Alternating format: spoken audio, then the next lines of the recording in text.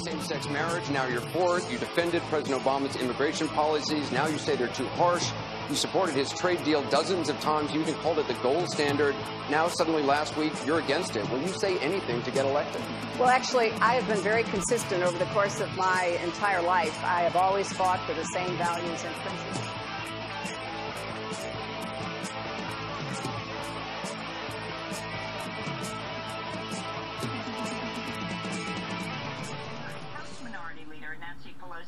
Met with President Trump over a dinner of Chinese food at the White House. Okay, I don't get it. Excuse me, but why is it that ever since Trump has become president, the food that's being eaten is an issue? You know? Is it because he said something about McDonald's or something about the Chinese president? And then he had like some steaks and all, like wined and dined him in Mar-a-Lago or wherever it is. I mean, what is the deal with that? Can anybody explain that to me? I mean, who cares that they had Chinese food? I mean, what's next? Are they going to start saying, you know, like listing off the entire meal and the dessert and everything? Since when did this become news? I mean, it's like on all the time. Now, as far as DACA goes, I don't understand it very well, so I'm not going to take a stand on it. I don't want illegal aliens sneaking on through and making other illegal aliens get hopeful that they're going to get to become citizens. I've already expressed in one of my other segments for this broadcast my belief that we should be at 150 million Americans and not 320, which is what we're probably at right now, and keep on rising. I mean, we'll be like China before too long. Can you imagine trying to feed 1 billion people? It's just, it's mind-boggling. Now, again, I'm not an expert. I would defer to scientists, but there really aren't any, because when it comes to the important things in this world, we don't study it. We don't, I mean, we may, and I never hear about it, but when it comes to figuring out how much food people need, like, let's just take it on a national basis. So the United States, 320 million people, what do you want to feed them? How much? I've never heard of any such. I mean, I know there's a Department of Agriculture, and I know how it works. It supports, when Trump is president, it supports the beef people and the farm, not the little farmers. I mean, yeah, there's some help, but I know what it does, and I never hear about them really attacking the problem, which is, you know, okay, so the capitalist system, at least so far, keeps people from starving in the United States, not from going hungry, though. I mean, I hear about a lot of poor people and about a lot of black kids. It's always usually about black kids, but it's probably because they figure, well, let's not tell them that Hispanic kids are hungry either. And at the same time, I see these people that are like, I mean, I can't say much because I got up to 340 pounds, but at least I fought my way back, right? And at least I'm making an issue. But God, over the last couple of days, I've seen these people again. And, you know, I used to only see them in Chinese restaurants, speaking of Chinese food, and they're massive. I mean, I'm sorry, but I think it should be legal. I mean, somebody should do something for these people. They're killing themselves. I mean, they obviously have a psychological problem. Most of them, I think, eat because they feel like they want the pleasure of eating so bad. For whatever reason, for whatever psychological reason, I don't want to get into all that. But the point is, I mean, we live in this country where people go hungry, and other people are massive. I mean, what is that all about? We need to see. I believe in, you know, let me get into a second into morals and ethics, the philosophy. Okay, there really isn't. I mean, there are good and bad acts, but they're not good and bad just in and of themselves. So there are, it depends on the circumstances. You have to look at the circumstances surrounding them. So a guy steps out his door, and some guy who's standing out there, he just shoots him in the head. Okay? Alright, well, now that would be a bad act, right? But a guy steps out his door, he has every reason to believe, and he's right, that this other guy is going to kill a little kid right there in the middle of the street. And, you know, he tells him, and maybe he doesn't have time to tell him, but if he does, then he tells him to back off, but the guy's obviously going to do it. Shoots him in the head. He's a hero. Okay, so there are no good or bad acts. Shooting somebody in the head and killing them is not a good or a bad act. Depends on the circumstances. Okay, so what I find in America, now being 500 pounds, the only way that that could be good is that, I mean, it can't be good, but not bad, would be somebody has some really serious physical problem. Now, I don't know that there's a physical problem that, I imagine, let's say that if you didn't eat a certain amount, which made you fat, you would die because your body was screwed up and you couldn't get enough of whatever that keeps you alive, of foods. Okay, so say something like that. But on the overall, it's just completely wrong that somebody should eat tons and tons of food when there are other people who don't have any. I mean, that's not hard to figure out, right? Those are circumstances that we can all understand. Now, I'm going to explain something to you about immigration. Okay, first of all, for all of you people out there who are anti-nationalists, you don't like the idea of nations, you want to remove all borders, la-di-da. You know, that's really great when it comes to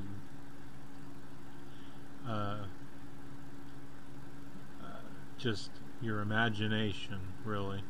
Because the fact is that people organize into groups at all levels. I mean, sometimes there's just 2 or 3 people who form a group, and they always do it for the same reason. Even if it's a quilters group or something, they do it to help themselves through combining with other people. Well, the ultimate expression of that is a nation. And in this world, we don't have we have a UN, but I mean, let's face it, it's a joke, right? Doesn't really do much. America funds most of it and then tells it mostly what to do.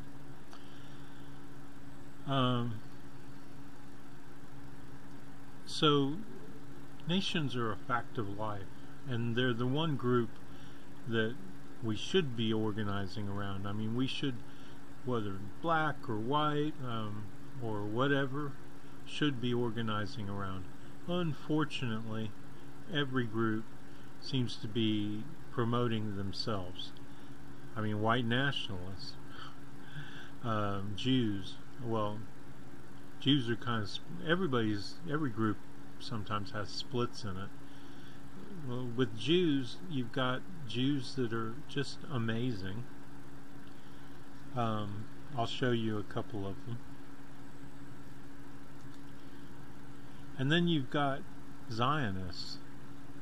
And Zionists, I mean, when I look at Zionism, and we'll talk about it. As a matter of fact, there's a segment on Democracy Now! Today with Roger Waters, BDS. It says, Pink Floyd, Roger Waters, BDS is one of the most admirable displays of resistance in the world. So we'll be looking at that. But when I look at what the Israelis are doing, like trying to pass a law where you can put somebody in jail for supporting BDS, or fine them, how much was it, like $1 million? I mean, you're talking about destroying a person's life. Why? Because they back the BDS movement? It's just a boycott movement and divest movement. It's just a movement to I mean, everybody has the right to buy what they want and not buy from certain people if they think that they're doing bad things. That's not against the law, and if they make it against the law, see, these are the kind of things that make me wonder about Nazism. I mean, were the Jews in Israel doing the same kind of things, maybe? I never heard that, and I would hope not. And I know so many good Jews. I mean, some of my best friends ever have been Jews. I lived in New York City. I mean, it couldn't hardly not happen, right? I mean, I even got into, okay, my best friend when I first moved to New York City was the son of the Syrian ambassador to the UN. And I mean, I'd spend the night over his house, and we'd go party in places and have a good time and everything. But another one of my good friends was a kid named David, who was a Jew, and I'd go over to his house and stuff. And we were both at Hunter College in New York City. And so one day I'm sitting, we used to all meet in the, it's called, well, anyway, there was a pub in the basement. They removed it because they had so many problems. But, so I'm sitting there across the table from David, and I'm talking to him, and the other guy's name is Assad. And Assad comes in and walks behind David, and I know he hates Jews. I mean, he's Syrian. He's got people from the PLO as part of his security detail, or his dad's security detail. He warned me one day, he said, whatever you do, be careful for that guy because he could kill you or something. I was like, yeah, I mean, obviously a bit of a terrorist, right? Probably was a terrorist, I don't know. Anyway, so Assad's standing behind David, and David doesn't know he's standing there, and he's pointing both fingers, both hands pointing at David, going, mouthing, he's a Jew, he's a Jew. Like I'm gonna just go, oh no, he's a Jew. I mean, there's 3 million fucking Jews in New York City. I'm supposed to be surprised that this guy's a Jew? And yeah, David was a bit of a Zionist, I guess. I don't know. I mean, I just asked him one day about it, and he said, well, I asked him about the nukes, you know, and he said, I said, I mean, the way that you've got it set up, you could blow up the world, basically. And he said, well, I mean, and I don't know whether he was speaking personally, or it seemed to me like he was speaking from the point of view of the Jewish people. He said, well, or the Israelis, if they're gonna wipe us off the face of the map, what do we care? I mean, we're all going to be dead anyway, so what do we care if we... And that's kind of a callous kind of point of view. I don't know if it was his again. Alright. So where was I going? I was talking about racism, and part of that is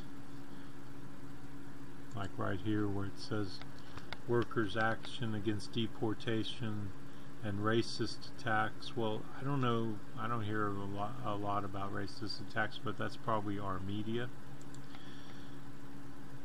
And so I was getting into the Jews and the divest movement, and I was saying that there are some good Jews, some really good Jews, and I'll just point them out here real quick. I really love I think his name is Martin Finkelstein, and I know it's Finkelstein.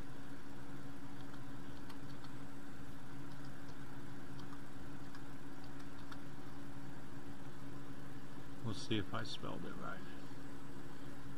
Norman Finkelstein.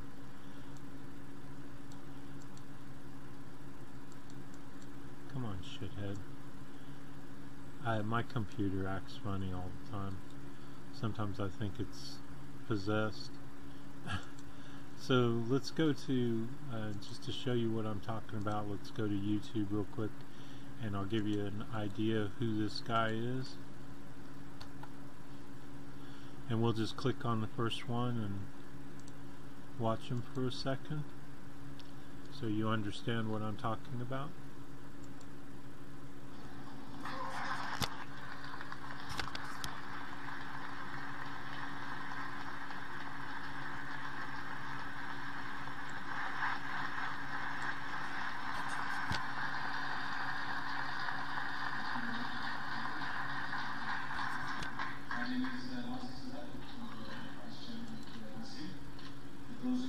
Okay, this is 2 hours and 29 minutes. I just want to give you an idea. Here's something called The Best of Norman Finkelstein. And let's just jump right into it.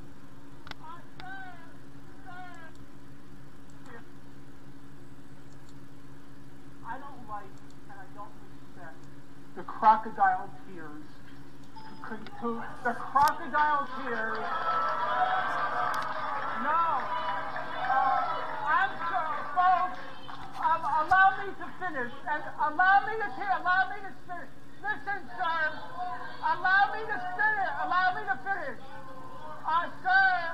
Sir. I don't like to play before an audience the Holocaust card. But since now I feel compelled to. My late father was in Auschwitz.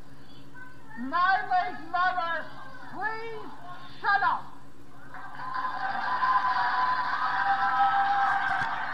My late father was in... So these Zionists, they do it to him all the time. They infiltrate the, most of these people are here to hear what he has to say. But these people get in just like our protesters, and I'm sure they believe in what they are saying, but they're full of shit is what they are. And they know it too. They know they're full of shit when it comes to Israel and what Israel has done. Auschwitz. My late mother was in my concentration camp.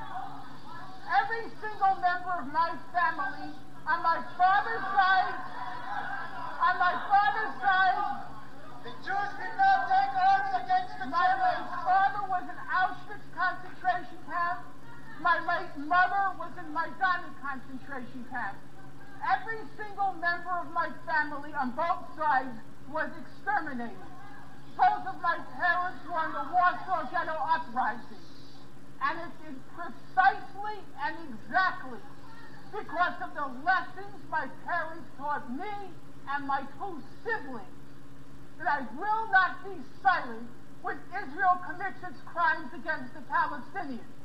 And I consider nothing more despicable than to use their suffering and their martyrdom to try to justify the torture, the brutalization, the demolition of homes that Israel daily commits against the Palestinians. So I refuse any longer to be intimidated or browbeaten by the tears. If you had any heart in you, you would be crying for the Palestinians, not for what's being done. Okay, so you get the idea. I mean, this is the face of racism. This is the face of Nazism. It's the face of anti-Semitism too, because you know what?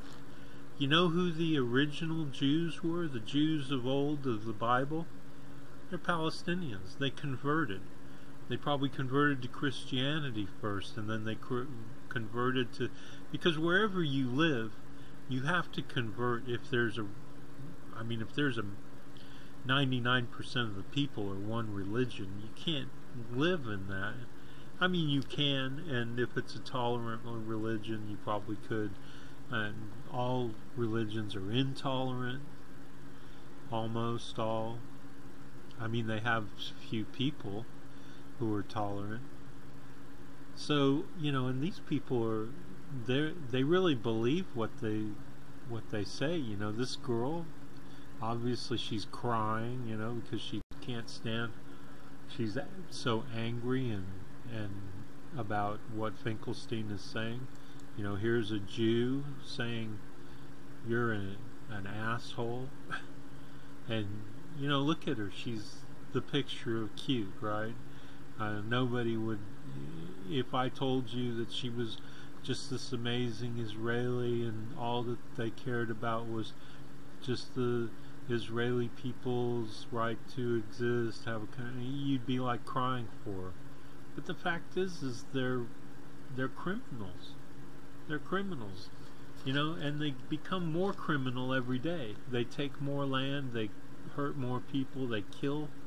They killed 6,000 Palestinians, and the rockets that the Palestinians were firing didn't do anything. I think they killed like one person, injured a few, you know. And all this time there's lots of Palestinians being killed, and the farmers being shot at, and people, and you know, the harassment and the I mean, they've just, the Israelis are on the wrong side of everything. History, the law, whatever. They're on the wrong side of everything. And, you know, when it comes to immigration, which is the subject we started out on, the reason that I'm ambivalent about it is because of Israel. I mean, Israel is a textbook case of illegal immigration gone bad. I mean, they took over the country, and they've taken over the country. They really are just occupying the Palestinians and trying to turn them into second-class citizens.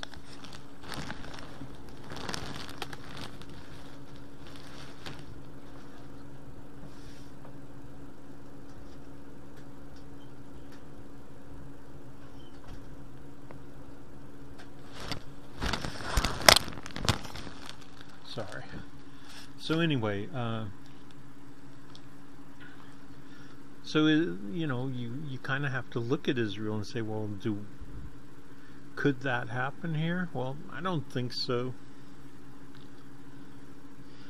I mean, first of all, the Israelis took advantage of the fact that Palestine and the whole region had been occupied by Europe, and they used Europe and they used Americans to, you know, keep the Palestinians from getting their own country back. I mean, it's something they'd been waiting for hundreds of years to do. So I don't think that'll happen here. We're not a country that, I mean, yeah, tons of Mexicans, and South Americans, which are Indians. I mean, a lot of the Mexicans and Indians are people we forced out of the country. They just ran, especially from the southern states. That's why they believe that they have a right to those states. Well, they have a right to the whole country, but they're not going to get it. I mean, at some point you have to draw the line. We're talking about an ancient thing, animalism, vicious instincts, killing each other, fighting over land, fighting over resources. When there was massive amounts of land and resources, we were already fighting and killing each other over it. And I'm not going to, you know, a lot of people like to say, well, that's what we did to the Indians. Okay, I agree, but at some point you got to draw a line and say, you know, and I draw the line right now, or 10 years ago or something, and then I say, well, there's the borders. Let's agree to keep all those borders in places where people don't have any country for themselves, and yet they identify as a certain nation, like the Palestinians, like the Kurds. We need to come up with a map, and we need to all agree on it, and then we can start talking about how you treat people within their borders, right? And I'll get into that more in other segments. I'll have a segment just on that, you know, how to handle, how it should be handled, not how it is being handled. Another, just trying to prove that, you know, there are, in every group, good people. There are anti-Zionist Jews. So Max Blumenthal. Let's see what he's... Now, let's just see overall. Okay. So here's another one. I mean, I think I proved my point with... As a modicum of peace returns to the streets of Charlottesville, the political blame game is only beginning. Almost immediately, critics from the left took issue with the president's condemnation of the violence, noting he did not call out white supremacists by name at first. Many on the right pointed out the Democrats' similar reluctance to take responsibility of left-wing extremist James Hodgkinson's shooting of Congressman Steve Scalise. Activists on the ground are still arguing over whether it was the far-right groups. Okay, now a lot of times you'll see that people have the same agenda. So you get good Jews, well, they'll fight against racism, period, you know, everywhere, and all kinds of things. They tend to be on the right side of everything. If they're on the right side of about Israel, then you'll find out that they usually are on the right side about it. And Max is an intelligent person, and intelligent people, unless they're evil, and therefore they are not intelligent actually, and we'll get into that moral ethics philosophy some more as we go along. I touch upon it here and there because it's important that you understand why I believe the things that I believe. I mean, if you just heard somebody say something that you disagreed with, then you would just call him a liar, say he's an asshole, right? Well, but then if you understood that he was all these things, and he's been to all these places, done all these things, seen all these things, studied all these things, then you'd say, wow, he set me straight. You know, I learned something from him today. So along the way, during the during the Democratic Party headquarters news, I will from time to time get into my well, quite often I'll get into my experiences, because they're important, and you'd be amazed what they are. And then I'll get into sometimes I'll get into my education, but the fact that I've graduated from a top 10 business school, that's not really, you know, a big deal, and it wasn't really that hard to do, to be quite honest, and I wasn't really into it. I knew there was something wrong about education. Our education system, it absolutely sucks, and it costs way too much, and you'll find out about all those things if you don't know from Bernie about how ridiculous how many people are in debt and stuff. So I'll get into that and the morals from time to time. Guys like Max, that'll be on here in a second, they got it right, you know. Norman Finkelstein definitely got it right, and it's important to know that about them. Now, you're not going to know it by them standing up and saying one or two things. Let's see what Max has to say. Left-wing Antifa protesters that instigated most of the violence, while some are already placing the blame on our favorite usual suspect, Russia. To break down this tragic blame game, we are joined now by investigative journalist Max Blumenthal, senior editor at Alternate. Welcome, Max. Good to be with you. Thank you. And we want to start by asking, so in a statement on Saturday, President Trump controversially condemned hate. I didn't know he was senior editor at Alternate. I like Alternate. I've been following them for, I don't know, 5 or 10 years. This guy's Jesse Ventura's, and this guy looks like Jesse Ventura's son. This might be his son-in-law. No, because he's got the last name Ventura. I don't know, maybe they're brothers. I think I recognize this guy. Anyway, he's for sure Ventura's son. who's an awesome dude, right?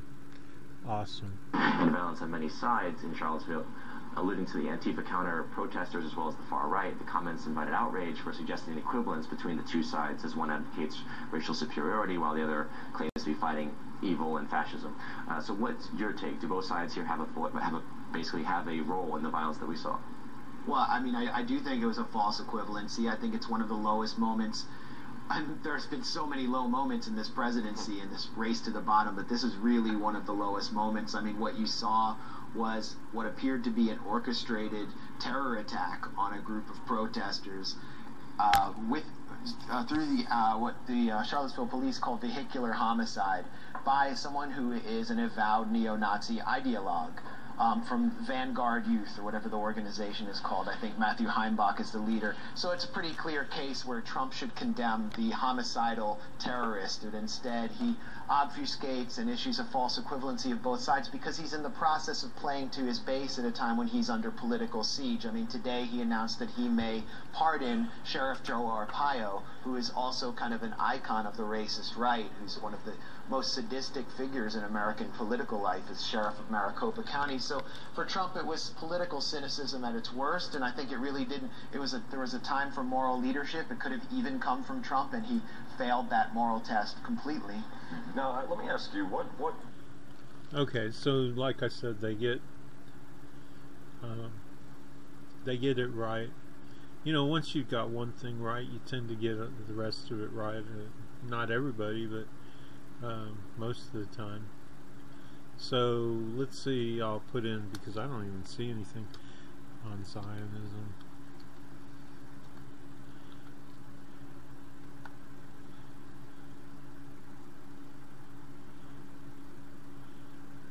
I'd love to find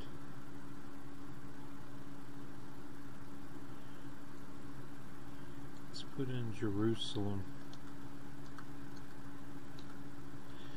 The first video I ever saw by him. Here we go. Let's check this out.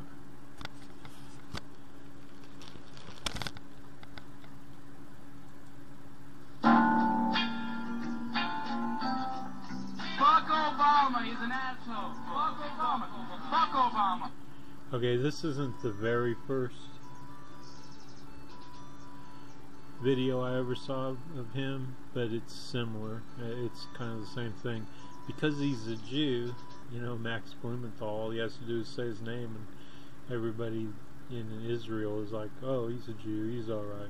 So he's able to kind of, or he used to be, probably isn't as free to do what he used to do. This is what he used Fuck to do. Obama. You like Obama? Fuck Obama. Fuck him. White power, fuck the niggers. I don't know who he is. Who's Benjamin Netanyahu? You fucking in Israel, you mother. Stop it.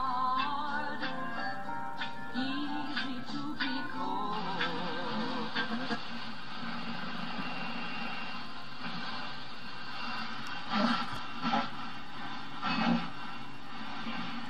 So they took down the first video, the one that I saw.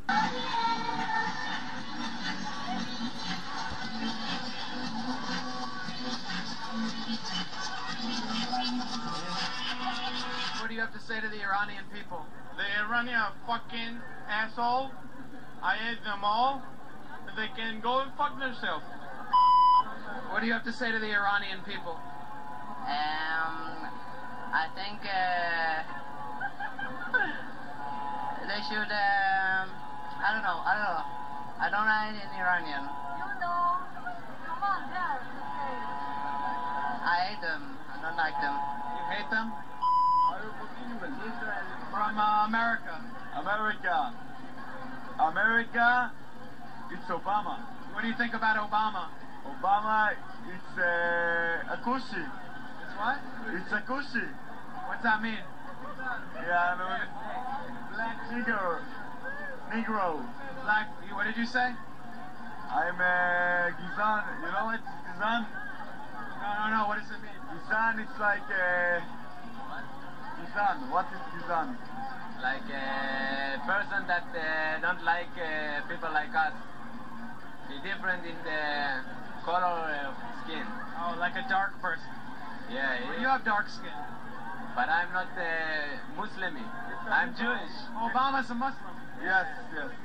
How do you know he's a Muslim? Obama is a Nazi. Oh, yeah.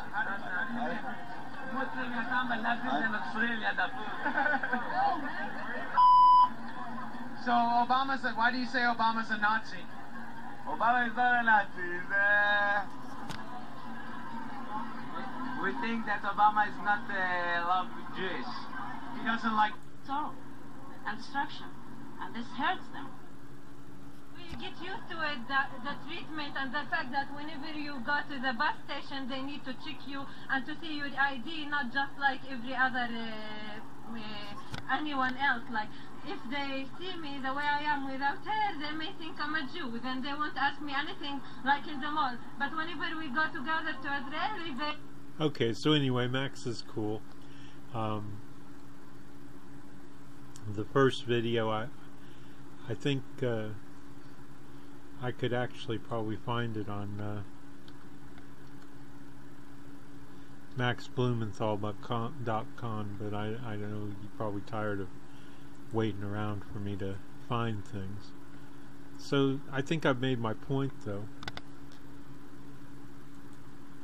I mean, they've most certainly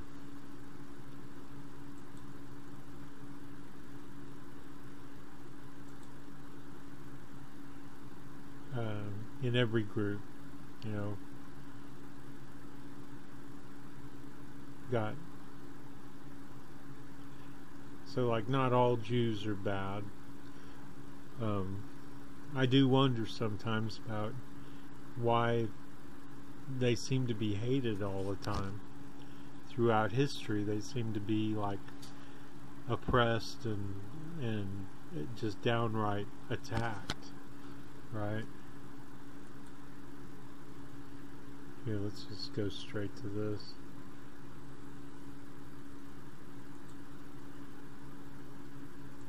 Now, democracynow.org, The War and Peace Report. I'm Amy Goodman. As we continue our conversation with British musician Roger Waters, founding member of the iconic rock band Pink Floyd. Nermeen Sheikh and I spoke to him and Sajali of the Media Education Foundation about their documentary, The Occupation of the American Mind, Israel's Public Relations War in the United States. The headlines, this is Democracy Now!, democracynow.org, The War and Peace Report. I'm Amy Goodman. Today we spend the hour with the world-famous British musician Roger Waters, founding member of the iconic rock band Pink Floyd. The band is perhaps most well known for their records The Wall and The Dark Side of the Moon. Roger Waters recently released his first new studio album in 25 years and is touring stadiums across the country. But the tour has not been without controversy. Waters is scheduled to play on Friday and Saturday nights in Long Island, despite attempts by Nassau County officials to shut down the concerts, which will take place at the county-owned Nassau Coliseum. The reason? Waters' outspoken support for BDS, the boycott, divestment, and sanctions movement targeting Israel over its treatment of Palestinians. Nassau County officials had claimed the concerts would violate a local law which prohibits the county from doing business with any company participating in the economic boycott of Israel. Waters has also been met by protests on many other stops on the tour. Ahead of his concert in Miami, the Greater Miami Jewish Federation took out a full-page ad in the Miami Herald with the headline, "Anti-Semitism and hatred are not welcome in Miami." The group also pressured the city of Miami Beach to prevent a group of school children from appearing on stage with Waters to sing during the concert. Despite all this, Roger Waters has continued to speak out. Last week, he wrote a piece in the New York Times. The op-ed was headlined, "Congress Shouldn't Silence." So, I mean, I don't get it. And some of my, I mean, obviously my dad had a lot of Jewish friends and Israelis. Somewhere down the line, he was helping the Israelis in a lot of ways. And, you know, the really strange thing about it is the right wing really hates Jews, but they support Israel.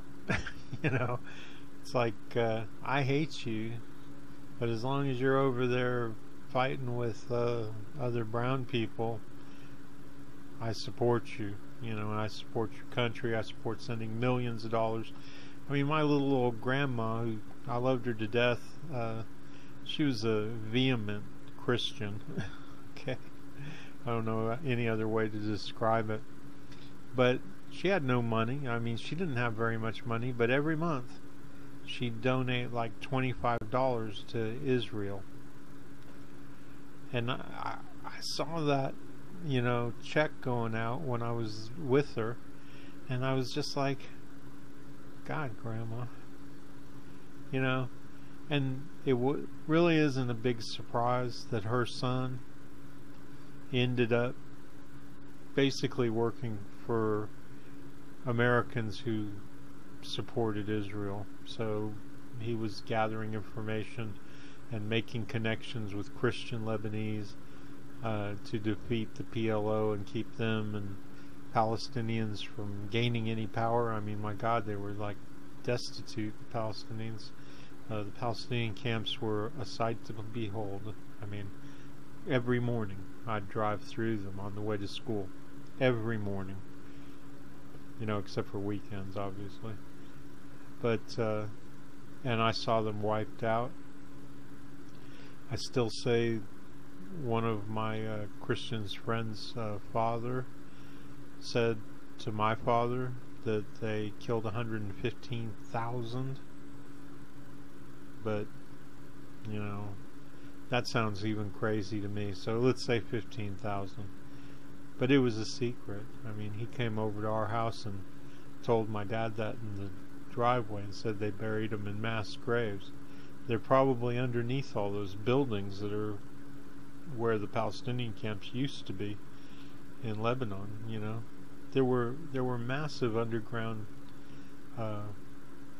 all kinds of underground shelters that the Palestinians have. I remember one shell hit one of the shelters that they were sheltering in during, you know, a siege, and killed, I don't remember how many people, but you can't even find the massacre that I'm talking about.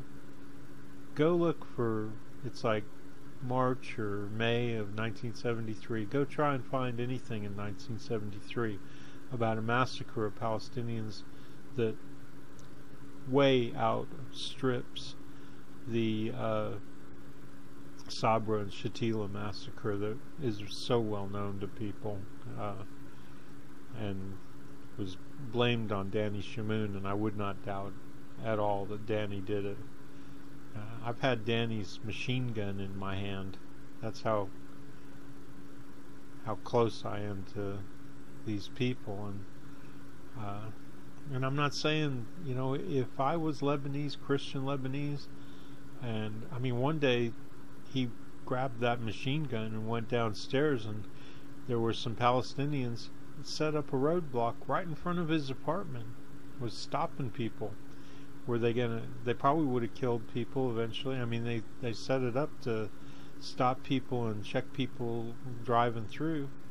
And Danny went down there with his machine gun, and he said, "You pack your shit up and leave."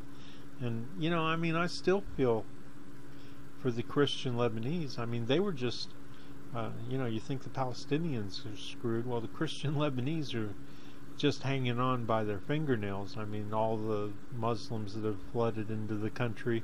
I mean, Lebanon was a Christian country at one time, and they had to fight with Turks and everybody else and all kinds of Muslims that were coming through, and eventually they had to take a lot of refugees, and even now they're trying to kick out the refugees that are coming in from Syria because they don't want, they're already a minority, and I'm sure if they had their way they'd kick them all out and make it a Christian country again. I don't think any of that's right, but at the same time, when you look at it on street level, what's happening to Christians in Lebanon, and what they do to try and keep power in Lebanon, when you get down to the nuts and bolts of it, it's really hard to come down on anybody's side, you know. I mean, everybody's kind of fighting for their right to exist, and their ability to form their unions, like I was talking about earlier. But pretty much every country has its establishment. So Lebanon has its Christian establishment. We have our wealthy establishment, which is Christian. You know, as long as we're talking religions, let's be honest about it. People like Hillary Clinton wear their religion on their sleeve and their wealth on their sleeve, and they use their Christianity in their pursuit and protection of their wealth over the good of the rest of the country. I mean, we're all Americans. I believe we're all Americans. I think we should all. So like I was saying earlier about nations, I think that's how we should do. I mean, I don't think that we should promote any particular group or promote anybody's wealth or any group of people's wealth. I think we should promote the wealth of all Americans. I think if we don't have enough money in this country, resources, whatever, the economy, if we don't have an economy to support 320 million people, to share it amongst the rest of us, then I think we need to stop immigrating people, and we need to start having less babies. I think we need to have a scientific way of determining how many people and all that, and I think I kind of explained that already, so I won't explain it again. But I think that until the scientists get together and determine what the right amount of people in this country is, so that we can all, as a nation, and every American, at least live okay, if not well, right?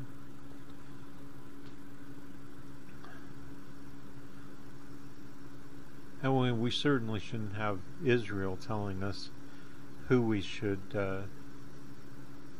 prosecute and who we should put in jail, who we should fine massive amounts of money and ruin their lives. That sounds weird, right? That we'd let another country make our laws and punish our people. There are people. You can't tell us how to treat them. I mean, honestly, fuck you, Israel, Zionists. You really know how to piss people off. I'll give you that. Human rights advocates. In the op-ed, he criticized a bill being considered in the Senate to silence supporters of BDS. Waters writes, quote, "By endorsing this McCarthyite bill, senators would take away Americans' First Amendment rights in order to protect Israel from nonviolent pressure to end its 50-year-old occupation of Palestinian territory and other abuses of Palestinian rights." Well, Democracy Now!'s Nermeen Sheikh and I spoke to Roger Waters on Wednesday. I began by asking him to respond to a recent statement by Howard Coppell, a Nassau County legislator who attempted to shut down Roger Waters' upcoming concerts in Long Island. He called Waters a, quote, virulent anti-Semite and said, quote, "Embrace the BDS movement and Nassau will not do business with you. There is no room for hatred in Nassau." The first thing that leaps out of that statement is the notion that I might be in some way anti-Semitic or against Jewish people or against the Jewish religion or against anything that has Jewishness or attached to it, because I'm not. I'm clearly not. You know, they comb through my past and they find it very difficult to substantiate that accusation. But they use that accusation, as they do with anybody who supports BDS or anybody who criticizes Israeli foreign policy or the occupation. That is their standard go-to response, is to call you an anti-Semite, to start calling you names, and hopefully to discredit you. As far as Nassau Coliseum is concerned, and the specific thing there, I was hoping that the state attorney, I guess, I've forgotten his name for the moment, was going to try and take the case to court and was going to actually litigate with the management of Nassau Coliseum on the grounds that they were breaking some law, because it would have given us a chance to have our day in court and for what I consider to be the side of reason and dialogue and decency and the law and the Constitution and freedom and rights. And it just tickles me that there are, I mean, it doesn't surprise me at all that it's like one of my favorite bands. I mean, I've been listening to Pink Floyd since well, metal for sure, and I listened to all their old stuff after I heard metal, which you ought to check out if you haven't watched, you know. And of course, Wish You Were Here and Dark Side of the Moon and The Wall, of course, everything, and everything that he's ever done. I mean, sure, the album that came after The Wall with Breakup and everything, I think he was in a bit of a funk, and I think he put together an album that was more or less what they didn't use in The Wall, which, anyway, so I'm not going to get into music with you, but the greatest musicians are definitely, they've got things like this right, you know. Well, no, not all of them. Okay, I take that back. I mean, there's people like, and he's not that great, what's his name, I don't even listen to him anymore, Cat Scratch Fever and all that stuff, but he was a good musician, and he did have a lot of good sounding songs, but he's a dickhead. I mean, he came to, Ted Nugent, yeah, he came to Lexington, and I don't know who the band was before him, but most of the people came to see that band, and not him, and a bunch of people, it kind of emptied out when he came on. I went to see him. I mean, I've always liked his music, but he sucks as an individual. But he stood up there, he's an asshole.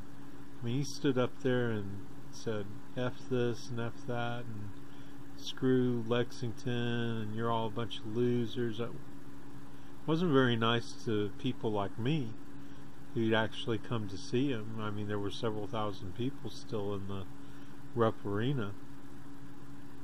So, you know, and I'm not saying that guys like this can't make an ass out of themselves. I hear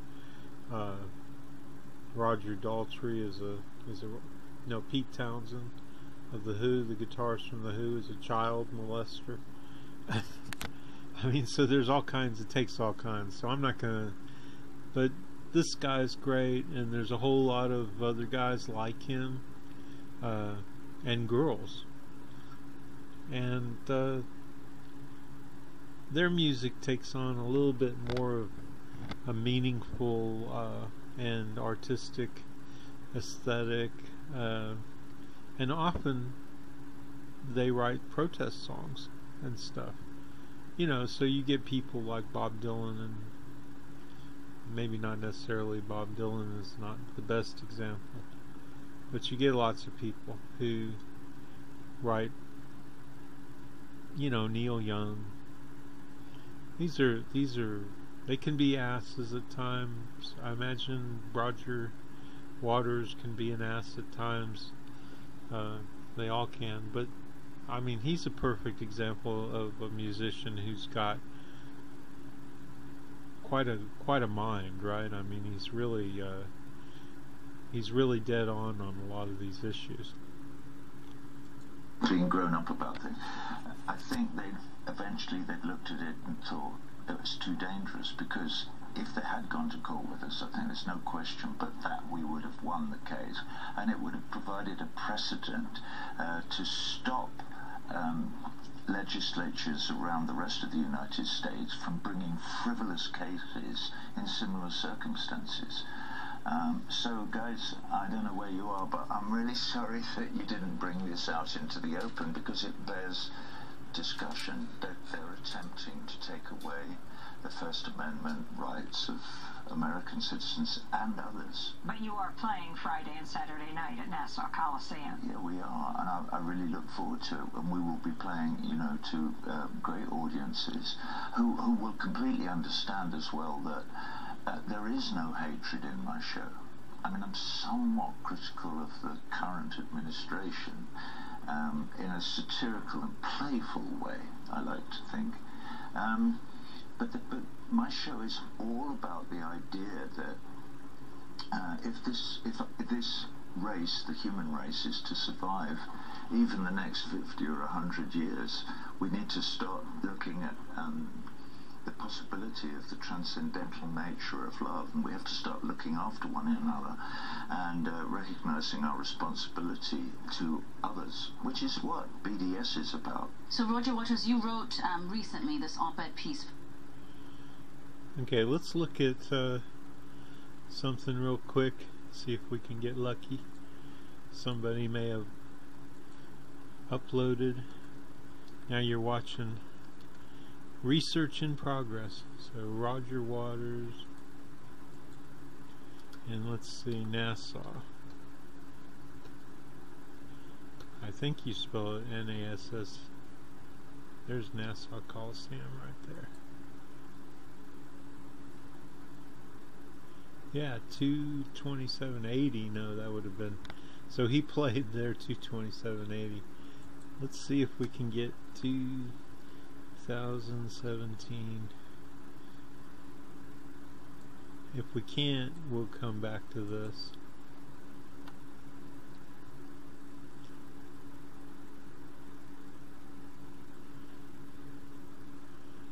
Okay, no.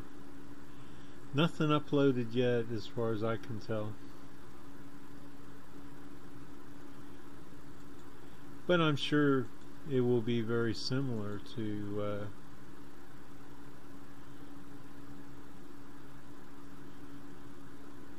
obviously he's going to be a lot younger in 1980.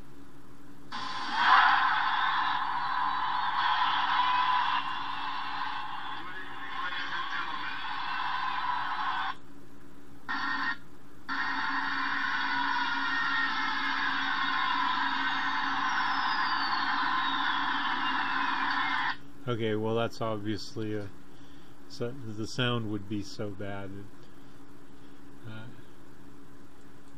I wouldn't want to do him the disservice of playing it for you on here. You can go to YouTube and find live uploads of live concerts that are done professionally that are, yes, illegal. But you know, if you really like them, go out and buy them. Support your artists. You know, you could support me by buying my music. All my songs are protest songs, pretty much. Or maybe I'll show you a little bit of my protest music while we're here. I'm a musician, but let's just watch a little bit more. For the New York Times, headlined, "Congress Shouldn't Silence Human Rights Advocates," and this is about the proposed bill, the Israel Anti-Boycott Act. So could you explain what the act Yeah, this is what pisses me off. calls for, and what your own experience has been with it? Well, yeah, as I read it, I haven't read the complete draft, but and I know it sounds ludicrous, but it's true. There is a bill before Congress, S720, which seeks to criminalize support for boycott, divestments and sanctions, which is a non-violent international protest movement to protest the occupation of Palestinian land that's been going on for 50 years. And they want to make it a felony to support BDS, as far as I understand it, with criminal penalties that are, in my view, absurd. Somebody like me, for instance, if the bill was passed in its current drafting, would be subject to a fine of between $250,000 and $1 million, and a term of imprisonment of up to 20 years for peaceful, non-violent political protest on behalf of basic human rights for beleaguered people, which is absurd. Clearly, when you put it like that, you think, well, that's ridiculous. Why would Congress even be using any of their precious time in the legislature to even discuss such a thing, contravening as it does the First Amendment to the Constitution, which is one of the basic rights that American citizens have, freedom of speech to say what they believe. Well, explain your own involvement with BDS. How did you come to learn of it and then to support it in the way that you have? Yeah, I mean, he explained it exactly right. I mean, I'm just like, I think everybody who hears about it, I mean, I even tell people who are right-wingers, and they're like, huh? I mean, it's like nobody can get past this except for Chuck Schumer and a few other jackass establishment Democrats. We have got to get rid of these establishment Democrats. We need to take back our party, and we need to say, if you want to be in this party, you can't be da-da-da-da-da-da, you can't be fucking Nazis. And make them go independent, or make them get another party, Republican, you know, let them join the Nazi party, fuck. That's where they belong. Well, I many years ago, in 2006, in fact, I was doing a tour, and I was asked to play in Israel, to do a gig in Tel Aviv. And I'll try and tell this very quickly. And I started getting, I agreed to do a gig in Tel Aviv, and I immediately started getting emails from people saying, are you sure you want to do this? And then I was told about BDS, which was started by Palestinian civil society in 2005. And I engaged in a dialogue, that famous word, with these people and with Palestinians, and they convinced me that I should cancel the gig that we were going to play in Tel Aviv. But as a kind of an act of compromise, I moved the gig to a place called Neve Shalom, or Wahad As-Salam, I think it is in Arabic, which is an agricultural community where many different religions, Christians, Jews, Muslims, Druze, all live together. Their children all go to school together, and so it's an agriculture. They grow chickpeas for a living, and so we did the gig there outdoors, and it was a huge success. Hummus. I love my hummus. I buy it in a can from Lebanon. I see the stores making a fortune off of hummus. They sell a little thing this big for like $3. I'm like, God, what a ripoff. But I go to the Arabic food store that I go to was owned by an Iranian, and he was very kind of here nor there on any subject. But now it's owned by two Palestinians, and I love them to death. They're nice people. They may be terrorists, I don't know. I mean, who knows about anybody, right? And I do know one thing, though. If we'd stop all this bullshit, if we'd stop screwing groups of people like the Palestinians, I wouldn't have to worry about that when I go to when I want my friends, you know? I mean, my friends on either side, like I told you about Assad in New York City, you know, I had to ditch him. And I would ditch any other Palestinians who were militant. They have no patience. They don't believe that we're really out for their best. I'll just tell you right now what I think about this. Okay, Israel is bristling with nuclear and probably probably all kinds of biological weapons and shit, and they're there, you know. If the Arab world were to band together like they did in '67 and 70, I don't know, Yom Kippur and all that kind of, those wars, and just finish it, right? And I would hope that they would be kind to the people who survived of Israel, but dealt with it. I wouldn't have any problem with that. But that's not probably going to happen, and especially with the United States backing them the way we do. And realistically, Israel would nuke the shit out of the Middle East. I mean, my beloved city of Beirut, and I did love Beirut. It was a cool place, you know. I mean, and Lebanon is just awesome. But so is Kentucky. You know, I can get out of my car and go check out Indian burial mounds, and there's all kinds of great things to do here. And everywhere is cool. This artificial placement of significance usually comes from a desire to feel important yourself. So the people will talk about where they live. I mean, when I moved to Kentucky, I hear people from Mount Sterling, and they'll say, well, it's God's country. I mean, you can't get much more, you know, than that. Whatever. And sitting on a stool next to a guy in a bar, listen to him try to chat up some girl saying, there's just something special about people from Danville. I'm like, yeah, Danville, some little hick town in the, you know, people, the average IQ is about 60. There's just something special.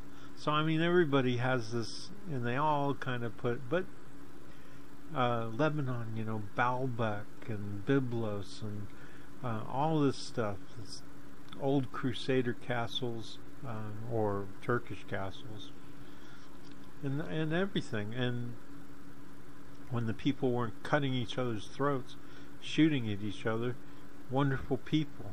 When they weren't under incredible pressure like they were, wonderful people. Just as wonderful as Americans. Americans like to say, they like to think they're better. Everybody wants to think they're better than everybody else. Okay, well, some people are, some people aren't. Whatever. No big deal. But as huge, massive groups of people, as nations, comparing nations, you know, you got millions of fucking morons in this country, right? Go out to these little towns, get out in the woods and run into these people, and you're like, if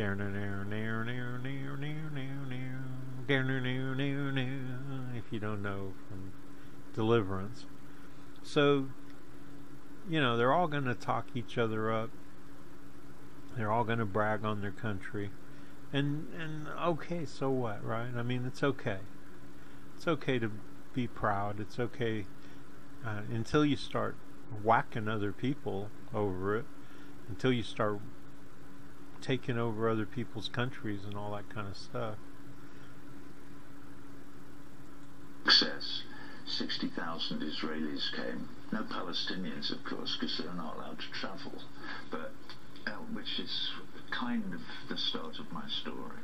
At the end of that gig, I stood up, and they'd been hugely enthusiastic, the audience, and I said, you are the generation of young Israelis who have the responsibility to make peace with your neighbors and to figure out this terrible mess that your country has got itself into. And there was complete silence. It was like, I saw this 60,000 kids all looking at me going, what is he talking about? This is not in the script. So anyway, I went back the next year at the invitation of UNRWA. The United Nations agency. Yes, exactly. A lovely woman called Allegra Pacheco, and we went all over the West Bank. We didn't go to Gaza, unfortunately, but we went everywhere else that we could think of in the West Bank. And I was flabbergasted. I've never been into. I've never seen that kind of repression in action. You know, the roads that Palestinians aren't allowed to drive on, and they're showing me the development of the settlements. This is 10 years ago now. 11 years ago now. And so, and I went and talked to people in the refugee camps, and I determined when I left there that I would do everything that I could until there was some kind of justice for the people who live there. It's to help them, which is why we're here today. And I do want to help them, but here's the fact, okay? Okay, if you look at a map of Israel, so if you go to something like Live Map,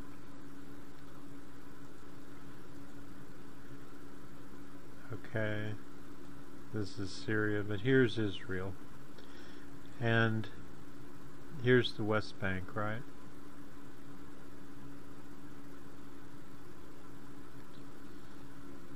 Right in here.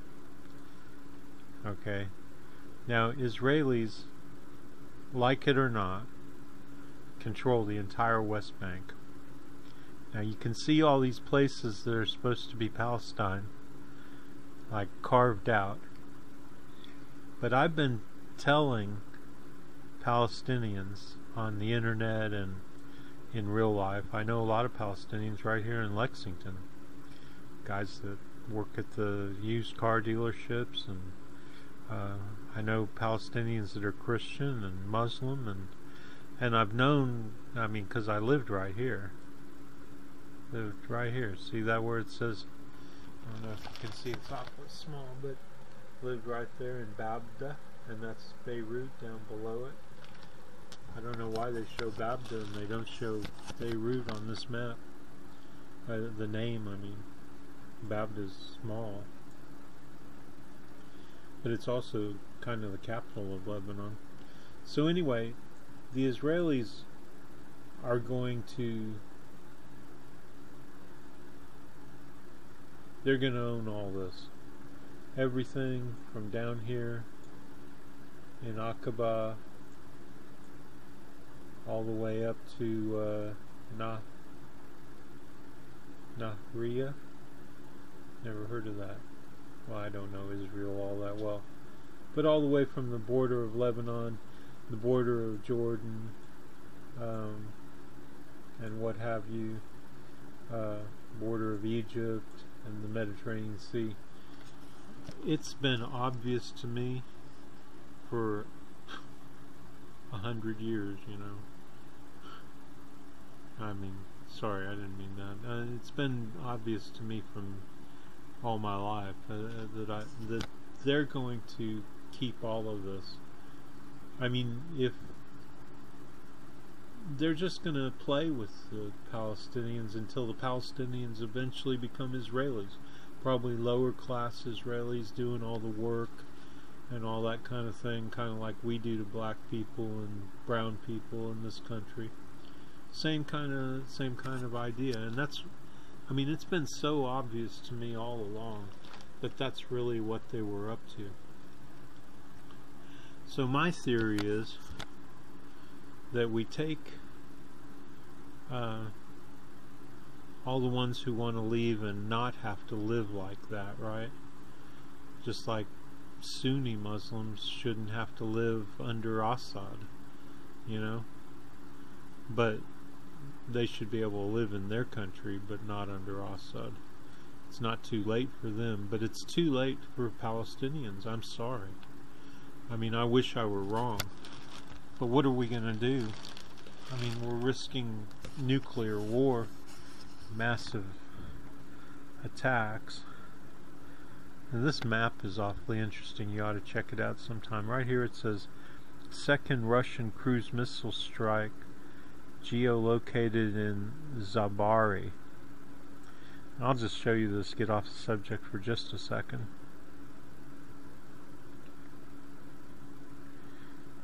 Well, it doesn't look like it's going to actually show me. But I say we take all those Palestinians. I mean, we give billions of dollars to Israel. We stop that. The Sinai is kind of owned by militants these days anyway. So we take the entire Sinai, it's bigger than Israel, and we put those billions, it's just as nice as Israel. We take those billions and we make this Palestine. Egypt would get over it. It would become a Palestinian country. Okay, say we can't do that. How about there are areas down here, and maybe even Mexico would be willing to contribute here. I mean, right down here there's tons of open space because it's just so hot and desert. Anyway, so we create a Palestinian. Anyway, this would get them a long ways.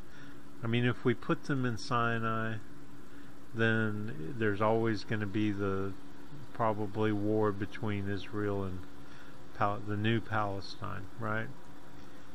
Let's bring them. And I know all the racists are like, oh, we can't have all those end up with terrorism right here in our country. No, we won't. These are good people when they're just given a chance. I know that they wouldn't, like, there's millions of them living in Minnesota and Wisconsin and Ohio. There's like tons of Palestinians here already. This would give them a place they could call their own country. Or if they really wanted the benefits of America, maybe they'd become a state, right? However they did it. Get them away from the Israelis. I guarantee you there's nothing out there. I mean, we could take them, and with any luck this would be the last time that we had a mass movement of people. If we could get the agreement like I was talking about earlier, where we got our borders all straight and we stopped fighting all these wars over and creating all these problems, then there wouldn't be this to deal with, right? But I guarantee you go down in this area, there is plenty of room to create a Palestinian state. You know, so maybe we would have to move a few of these little towns here and there, but we could create a state the size of Palestine somewhere in here. And everything, after we got control of our asshole neocons to do all these things and create all these problems, the world could get around to doing stuff about global warming, doing stuff about dictators, doing stuff about oppressed people in other countries. I mean, these problems are because of assholes. I mean, what's going on in Myanmar right now with the Rohingya? Assholes, right? I mean, and the problems of overpopulation creating assholes. You know, it doesn't take much to tick off an asshole and turn it into a genocide, ethnic cleansing, what have you. So, you know, I mean, Israel is, or Palestine is only how big? So let's go all the way across the world at this same level on the map. Algeria, Libya, Tunisia. So Israel is only this big. Okay? So let's say square it would be about this big. Okay, now let's go all the way back. And plus there's all this. I mean, we could stick them in Africa somewhere. The point is that we would take the money that we're giving to Israel right now and we would give it to the Palestinians. So, go all the way back. Bermuda. All the way back. So we're talking about an area, about this big. And we give it to them and we promote them with the money that we would have freed up because we're not giving it to Israel anymore. Israel is pretty safe with its neighbors, Jordan, Lebanon, and Egypt right now. I don't think we have to worry about anybody attacking Israel, and I don't think we should have to. Why is it our problem? Why? Because are the Israelis somehow still protecting us from the Russians? Well, Do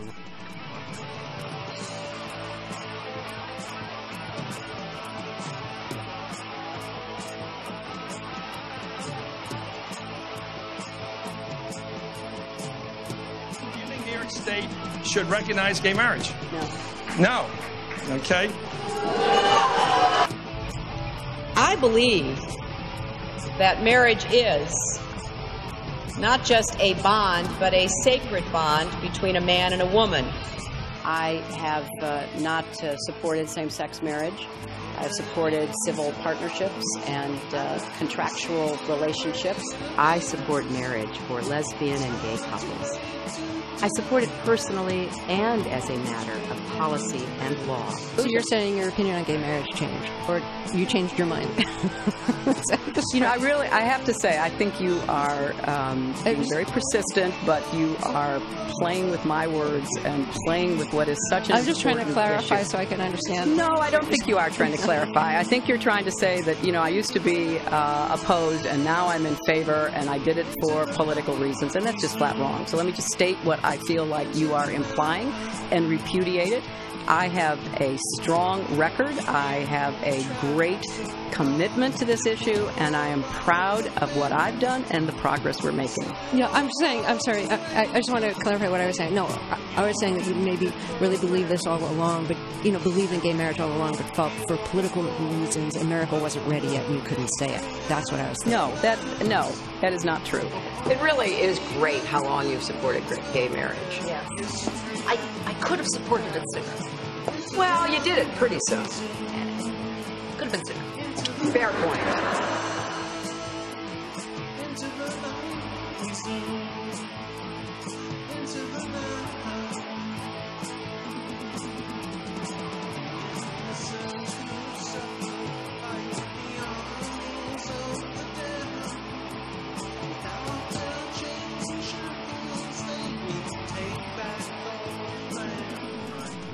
Fix it. So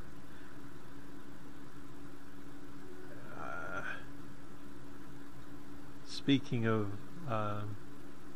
my music, as long as we're on the subject of Roger Waters and his music, I have music.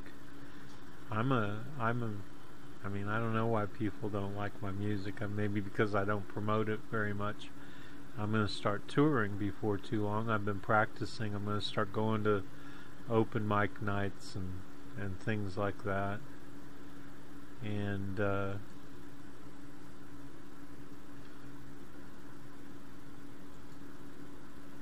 so some of my songs, like I've got a song called Eco-Terrorist, and it's about just the facts about, and I suggest you go check it out on YouTube and listen to it properly, and maybe you can go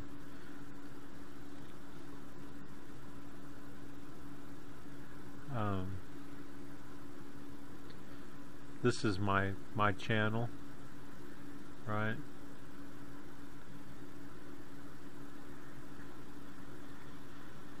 Sure where Eco-Terrorist is in here, but almost all of my songs are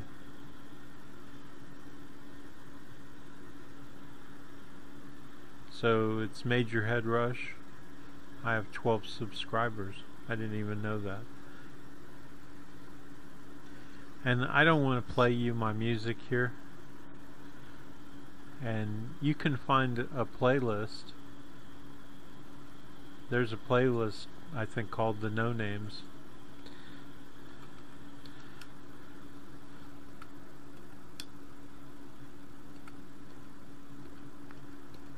That's the name of my one-man band. if I put in eco, trying to remember if it's one word, terrorist. But all my songs are kind of about politics and stuff. Here's eco-terrorist.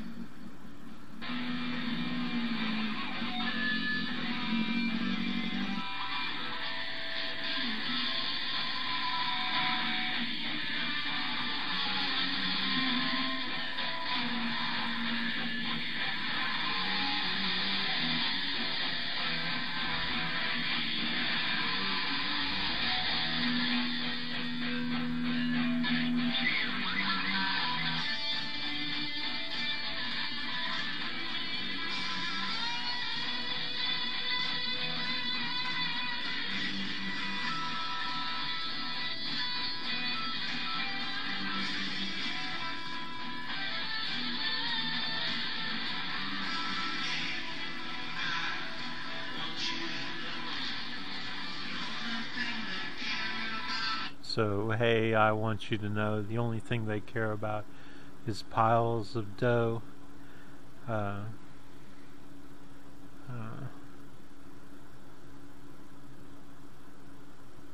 Anyway, obviously I'm going to have to memorize my own lyrics if I'm going to sing them.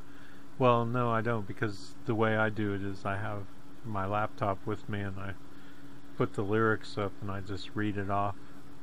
At least that's the way I've been practicing. So, you know, so I've got like, I mean, let's check out a few of the lyrics while we're, just to show you that it's all pretty much activist stuff.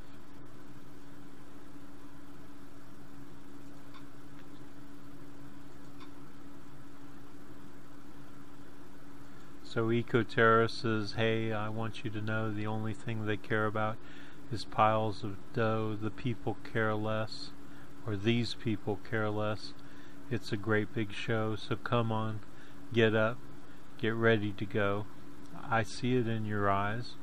I'm not here to criticize. There's nothing else you can do, 'cause they haven't even got a clue. And most of my songs are activist kind of songs. Say, you've got something to say, they're gonna shut you up anyway. Let's take it to the man, let's make him pay. A good day to die, yata hey.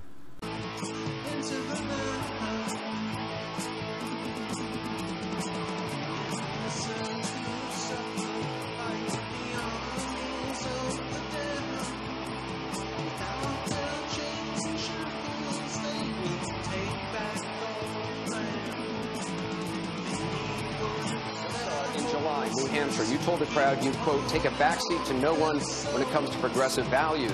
I take a backseat to no one when you look at my record and standing up and fighting for progressive values. Last month in Ohio, you said you plead guilty to, quote, being kind of moderate and center. Do you change your political identity based on who you're talking to? No, I think that, like most people that I know, I have a range of views, but they are rooted in my values and my experience. You know, I get accused of being kind of moderate and center. I plead guilty. Just for the record, are you a progressive or are you a moderate? I'm a progressive.